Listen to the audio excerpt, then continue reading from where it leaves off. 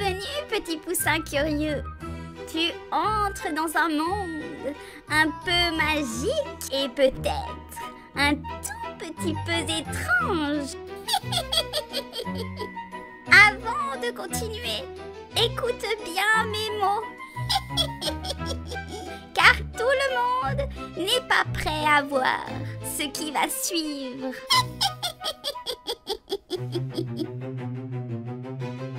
Premièrement, il faut avoir au moins 12 ans. Oui, oui. 12 lunes passées pour oser regarder ce que j'ai préparé. Deuxièmement, si tu es une âme trop sensible ou que les mystères d'Halloween te font trembler, il vaut mieux alors refermer cette porte et revenir quand les ombres seront parties. Si tu es courageux et restes, tu vas découvrir un habillage d'Olivia qui va se transformer en délicieuse petite citrouille. Et un mini-jeu t'attend, un jeu spécial pour tenter de gagner un bonus secret pour le grand concours 2026.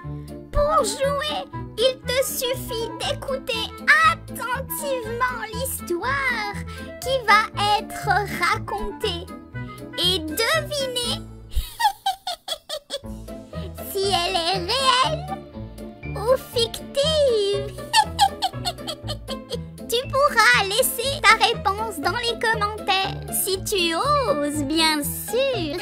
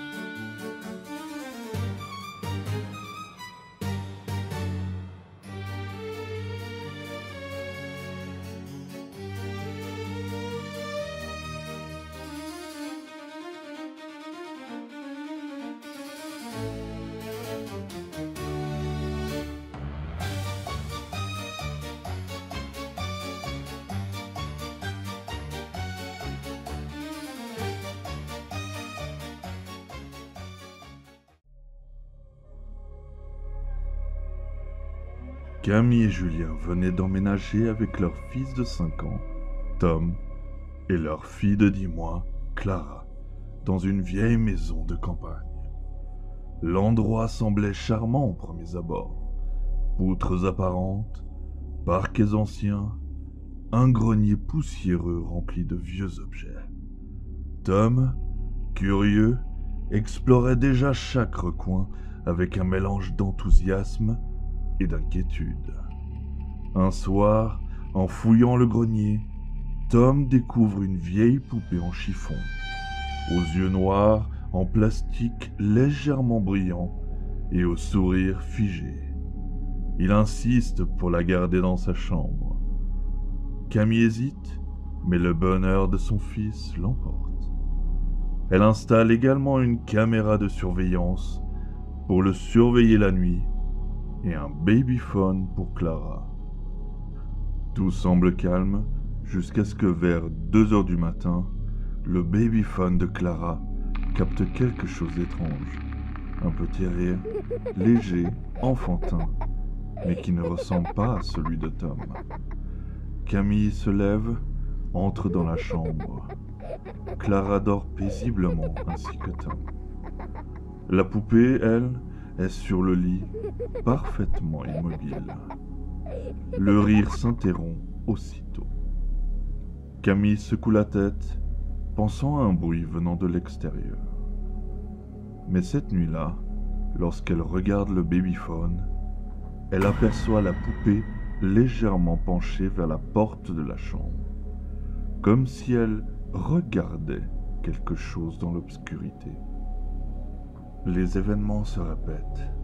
Chaque nuit, vers 2 heures ou 3 heures, le babyphone capte un rire ou un chuchotement indistinct. La poupée change de position sur le lit ou se retrouve parfois sur une chaise du coin opposé alors que Tom dort. Tom parle parfois à la poupée dans son sommeil, disant des phrases comme « Ne pars pas, viens jouer !» Camille, de plus en plus inquiète, décide de regarder le film avec la caméra de surveillance qu'elle avait installée dans la chambre. Sur les images, elle voit la poupée bouger très lentement, pencher la tête, parfois disparaître de l'angle de la caméra, avant de réapparaître quelques secondes plus tard. Mais aucune trace humaine. Une nuit, le babyphone enregistre un rire plus clair, juste derrière Clara. Camille entre précipitamment dans la chambre et voit la poupée assise dans le lit de Clara, au fond de ses pieds, ses yeux en plastique brillant dans la pénombre. La silhouette d'un enfant, translucide, apparaît près de la fenêtre avant de disparaître dans l'ombre. Tom et Clara dorment toujours. La poupée, quant à elle, est maintenant immobile sur le lit de Tom, parfaitement calme, comme si elle avait attrapé le rire et l'avait ramené avec elle. Camille décide de remettre la poupée dans le grenier et de verrouiller la pièce. Mais le babyphone continue d'enregistrer de petits rires, parfois en duo, comme si Tom, Clara et la poupée n'étaient jamais seuls. Le matin, Tom sourit et dit « Elle voulait me montrer son amie. » Camille frissonne, sachant que personne ne devrait être là. Et pourtant, chaque nuit, les rires résonnent dans la maison. Et parfois, lorsqu'elle passe près du grenier, Camille jure qu'elle voit la poupée, les yeux brillants, penchée légèrement vers le bas, comme si elle l'attendait, prête à recommencer le jeu dans l'obscurité. Ce rire-là, il n'était ni triste, ni menaçant. Juste comme si quelqu'un, quelque part, ne voulait pas être oublié.